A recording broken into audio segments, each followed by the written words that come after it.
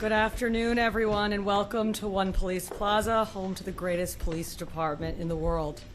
Earlier today, I provided an update on the investigation into explosive devices that were ignited and deployed on Saturday during protests outside of Gracie Mansion.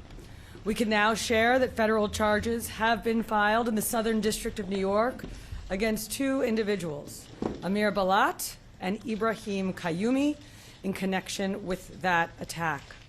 The defendants are charged with attempting to provide material support to ISIS, using a weapon of mass destruction, transporting explosive materials, interstate transportation and receipt of explosive materials, and unlawful possession of destructive devices.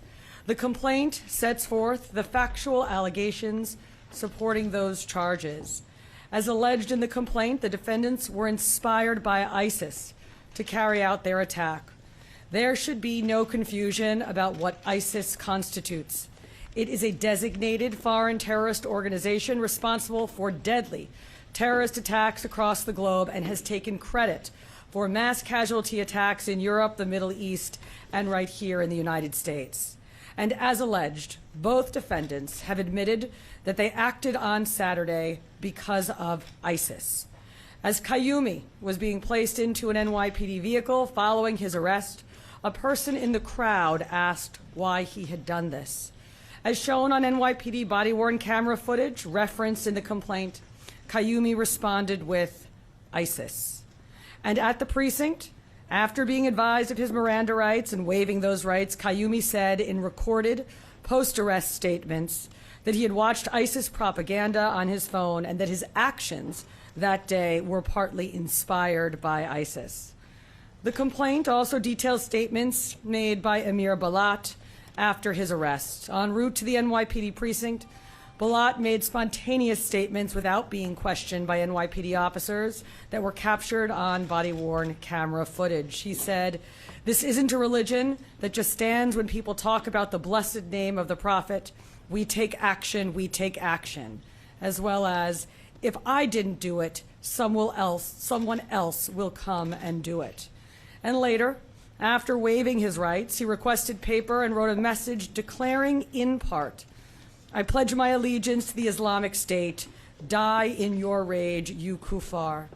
Now, "die in your rage" is a commonly known ISIS slogan, and kuffar is an Arabic term that refers to non-believers.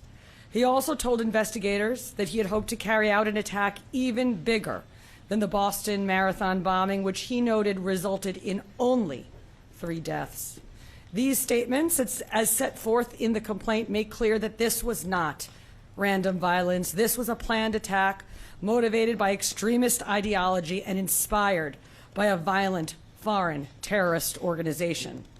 The complaint alleges not only why the defendants acted, but how.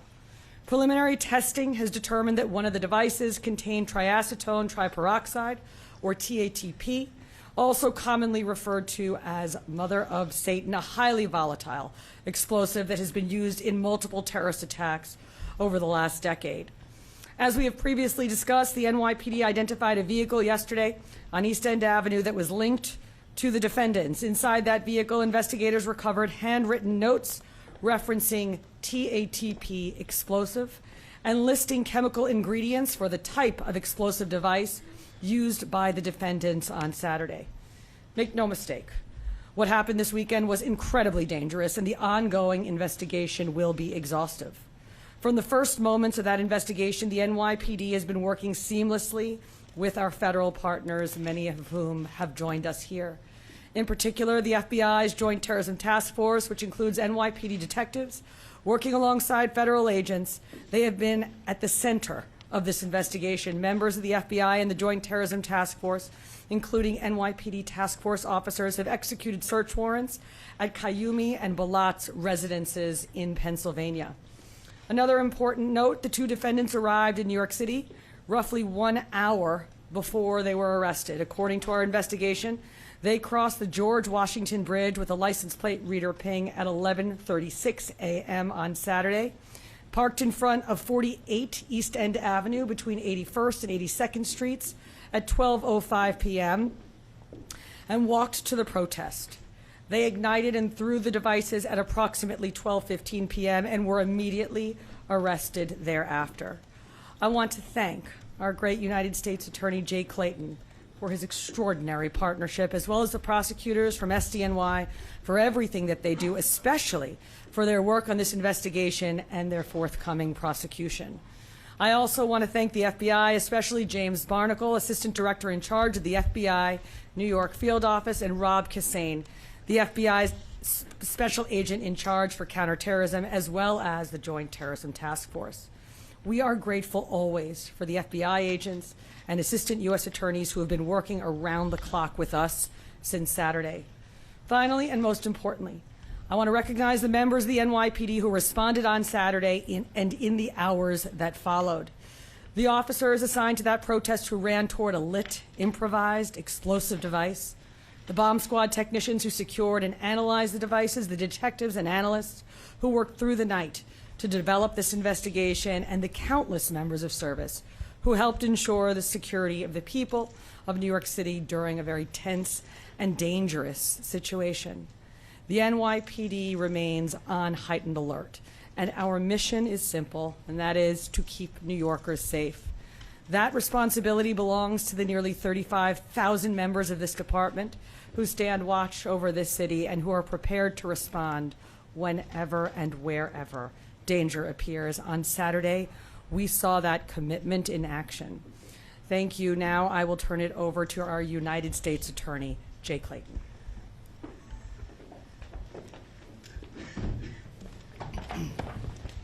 Thank you, Commissioner Tisch.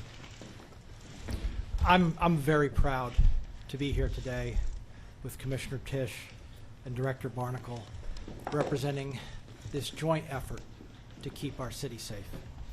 And I'm going to pick up where the Commissioner left off.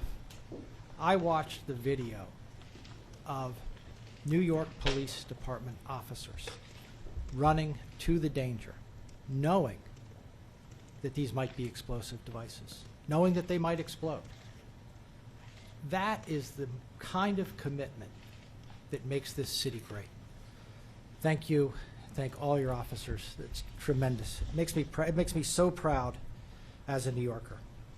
As Commissioner Tisch noted, we charged 2 individuals today, Balat and Kayumi.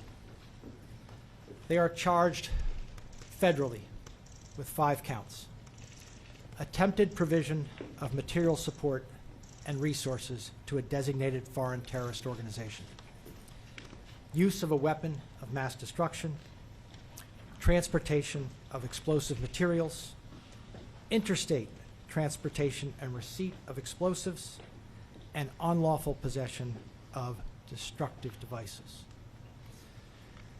The facts alleged in the complaint are just that, allegations.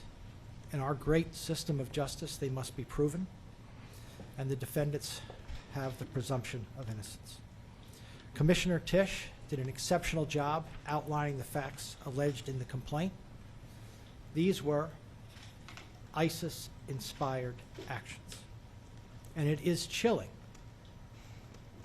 that they wanted to do something more than the Boston Marathon, more than 3 deaths. Free speech and peaceable assembly are the bedrock of American democracy. But violence is not protected. And it's not protected protest. It's not protected speech. In New York, violence, particularly violence that has a terrorist bent, violence that is meant to chill free speech, violence that is meant to keep us from assembling peaceably, will be met with swift justice. This investigation remains ongoing, and we encourage anyone with further information to contact the FBI at 1-800-CALL-FBI, C-A-L-L-FBI. In closing, I want to express my deep gratitude for, again, the NYPD and all of those folks in my office who immediately answered the call and worked around the clock. In particular, the heads of our National Security and International Narcotics Unit, Eleanor Tarlow and Jason Richmond, and our line U.S. attorneys, who I don't think have slept, which is why we are here so quickly, Jonathan Bodonsky and Jane Sham. Thank you all very much. I'll now turn it over to Director Barnacle.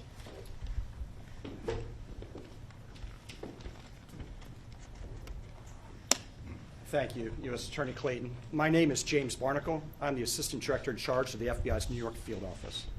Today, alongside our partners in the New York City Police Department and the Southern District of New York, our office has announced federal terrorism charges against Amir Balat and Ibrahim Kayyoumi. On Saturday, March 7th, these two individuals allegedly threw one suspicious device and attempted to throw another during a protest outside Gracie Mansion. As the Commissioner noted, if it weren't for the bravery of two New York's finest, we could have had a much more tragic incident. Yesterday, on Sunday, March 8th, a third device was recovered from the vehicle on East End Avenue. Upon careful analysis by NYPD bomb techs and FBI Special Agent bomb technicians, it was determined that these items were improvised explosive devices, IEDs, designed to inflict serious injury and death to those in the vicinity of the intended blast zone.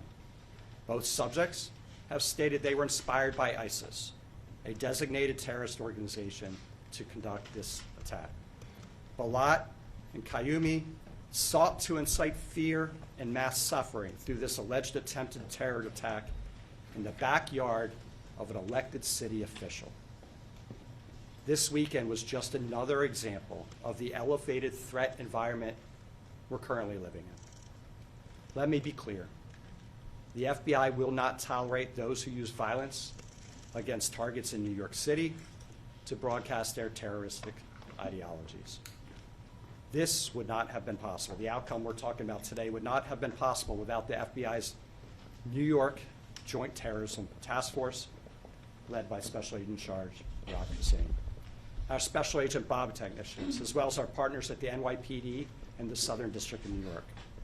I would like to thank Commissioner Jessica Tisch for your department's unwavering partnership, and especially for the bravery of your officers who ran towards danger to protect this city and our residents.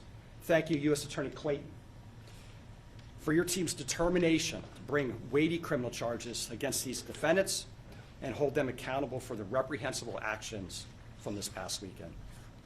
Additionally, I'd like to extend my appreciation to the Customs and Border Protection, the Port Authority Police Department, the New York State Police, Homeland Security Investigations, as well as the FBI divisions in Newark, New Jersey, and Philadelphia, Pennsylvania. Those offices assisted us throughout the weekend. The collective efforts across all these agencies, including those who could not join us today, thwarted a potentially devastating day in this city. Rest assured, the FBI and the New York City Police Department remain at the ready to defend the homeland against anyone seeking to harm our community. We're continuing to chase down all leads and tips in this ongoing investigation. As U.S. Attorney mentioned, anyone that has tips out there, we encourage you to call the FBI at 1-800-CALL-FBI, or you can submit your tips online at fbi.gov. Thank you. I'll turn it over to the Commissioner for any questions.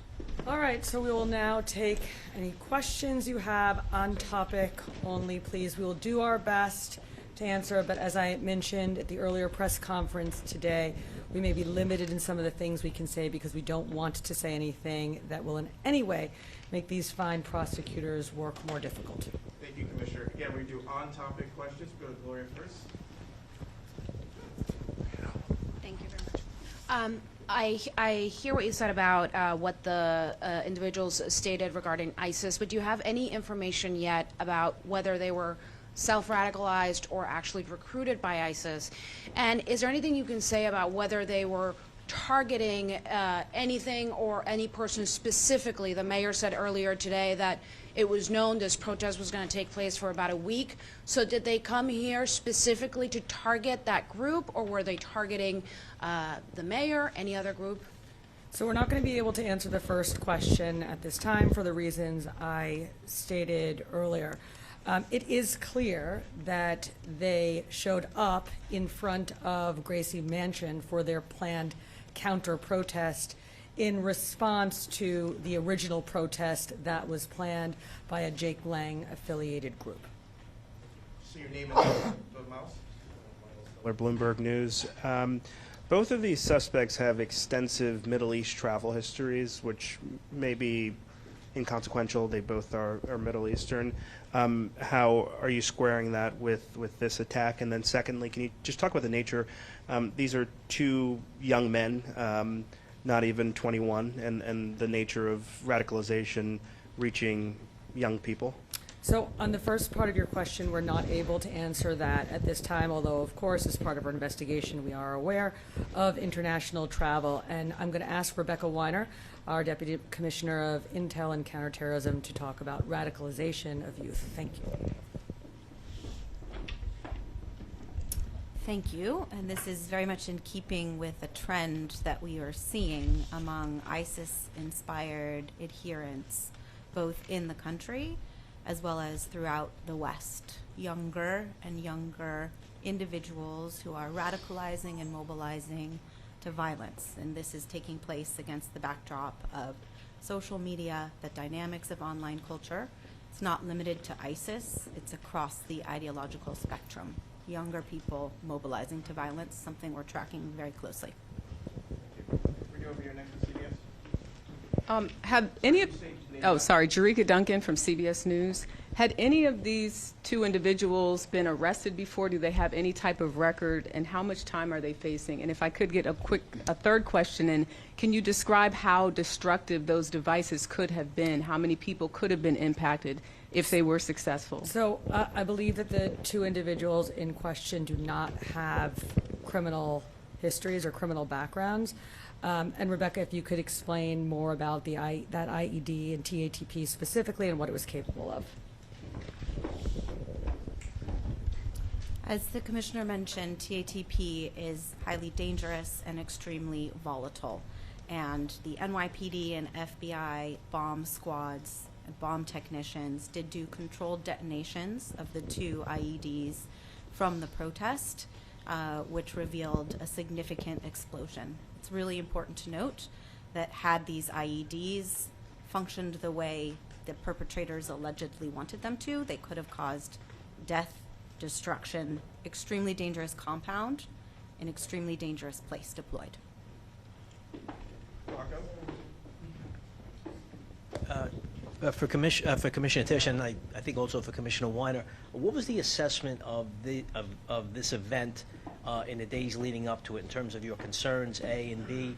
What role did SRG play? Were they there in a primary capacity or in a backup capacity? So we had been planning for this protest for several days. Whenever there is both a protest and a counter-protest, that's something that the NYPD plans for very deliberately to avoid confrontations and for all of the other reasons you might expect. So this was no different, and there had been very thoughtful preparation for this event due to the combined protest, counter-protest, and the location.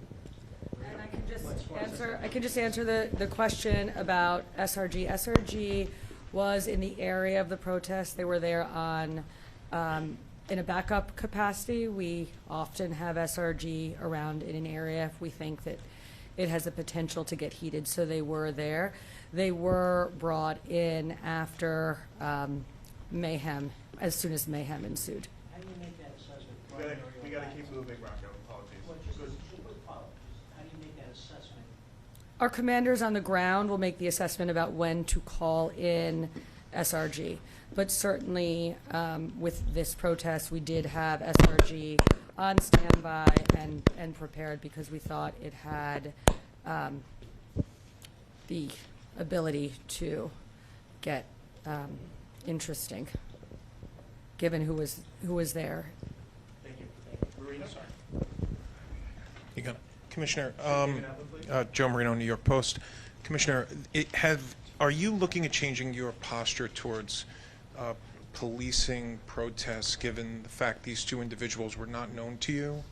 And is it causing you to reassess like additional resources you may need from an intelligence or patrol standpoint? So as you know, the NYPD remains on heightened alert. We really have been on heightened alert since the hostilities in Iran broke out about 1 week ago, which means extra counterterrorism deployments, heavy weapons teams, drones, aviation. This department, in particular, our intelligence and counterterrorism unit and teams have been out there in full force for the past week, as they are anytime something happens either in the city or around the world that we feel we need to deploy for. Look, this incident did occur at a protest, but it didn't have to have occurred at a protest. So this doesn't change our posture specifically on protests. The NYPD has been policing protests and ensuring New Yorkers' ability to exercise their First Amendment rights safely and lawfully for decades, but never more so, frankly, than over the past 2.5 years, where we have just seen a huge increase in the number of protests, and our officers, both our community affairs officers, our patrol officers, and our SRG officers are well trained and certainly well practiced at doing so. ABC. Thanks, Brett. Hey, Commissioner, thank you. Given the threat picture that you've been outlining, how worrying is it that a couple of guys from Bucks County can just drive into Manhattan with potentially viable devices? Is it alarming, and is there anything you can do to stop it?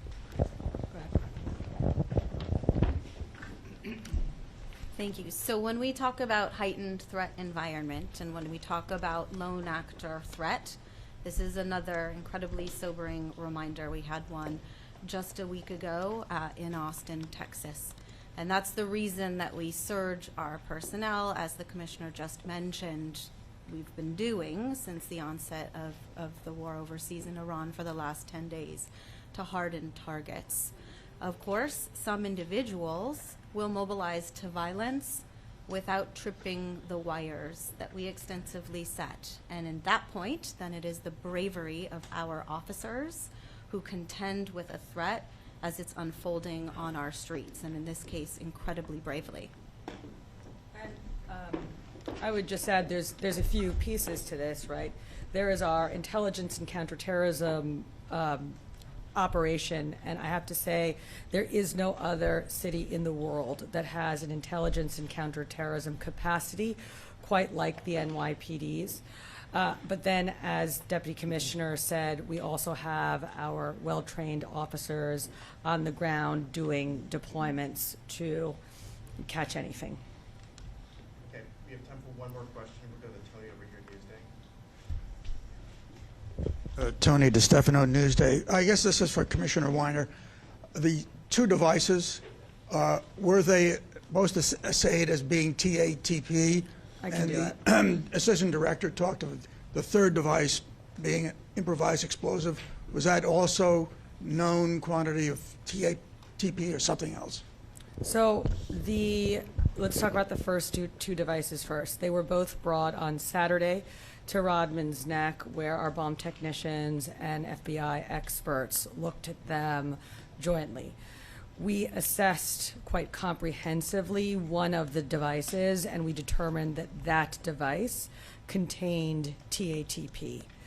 We didn't do the same type of thorough investigation of the second device, but instead decided to neutralize the two devices and take samples from both devices and send them over to an FBI lab where further testing, including for the existence of TATP in the second device, will be done. Thank you, everyone.